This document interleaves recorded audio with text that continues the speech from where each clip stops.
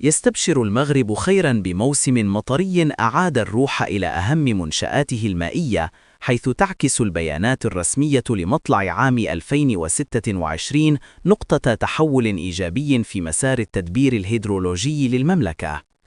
تشهد السدود المغربية انتعاشا ملحوظا بفضل التساقطات الأخيرة، مما أدى إلى تعاف تدريجي للمخزون الوطني مقارنة بالسنوات الماضية. وتتسم الوضعية الحالية بتفاوت جغرافي واضح، حيث حققت المناطق الشمالية والشمالية الغربية مستويات ملء عالية تضمن أمنها المائي، تليها المناطق الشرقية والجنوبية التي سجلت تحسنا نسبيا خفف من حدة الإجهاد المائي.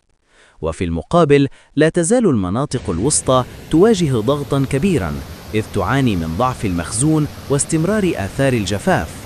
وبشكل عام تعكس هذه المؤشرات بداية تعاف حذر يتطلب مواصلة تدبير الموارد بعقلانية لضمان تلبية الاحتياجات المتزايدة في كافة الاتجاهات. رغم هذا التفاؤل الذي حملته أمطار الخير، تبقى عقلنة الاستهلاك ضرورة قصوى للحفاظ على هذه المكتسبات وتحويلها إلى ركيزة صلبة لاستدامة الموارد المائية في مواجهة التحديات المناخية.